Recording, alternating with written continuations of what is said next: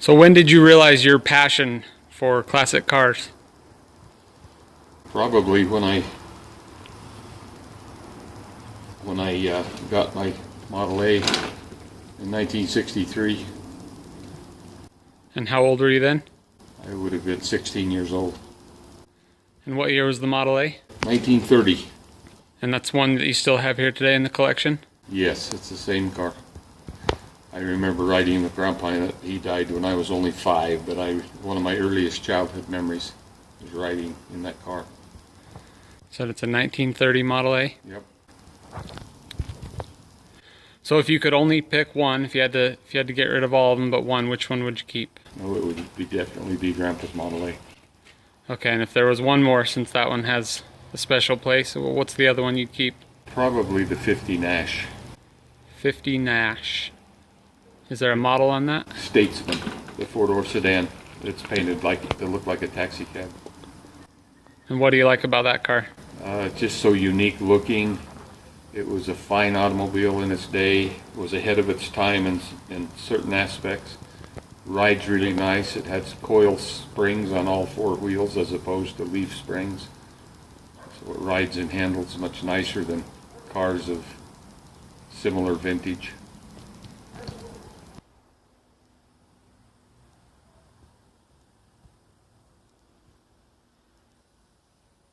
Can you tell us more about the Model A? It's a 1930 2-door sedan. You could buy a brand new one in 1930 for $475, except for one problem. The Great Depression was on and very few people had $475. It was a dramatic improvement over the Model T. It's still primitive by today's standards, but very dependable, cheap to run, cheap to operate, and served a valuable purpose for that time period. Henry Ford's goal was to make an automobile within reach of the average working man. Prior to that, only rich people had automobiles. And he was able to do that by paying his workers above average wages and perfecting the assembly line in order to mass produce them and bring the price down.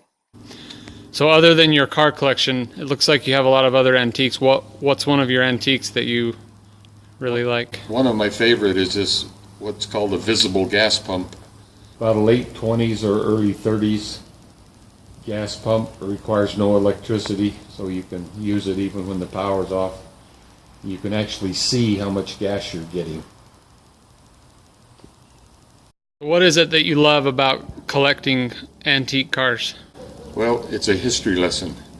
It's interesting to see where they started and where we've gotten to today. We wouldn't be driving the automobiles we're driving today with all of the conveniences and safety features and so forth if it weren't for cars like this 1912 Model T Ford. You've got to start somewhere, and then like everything else, they just keep improving on it.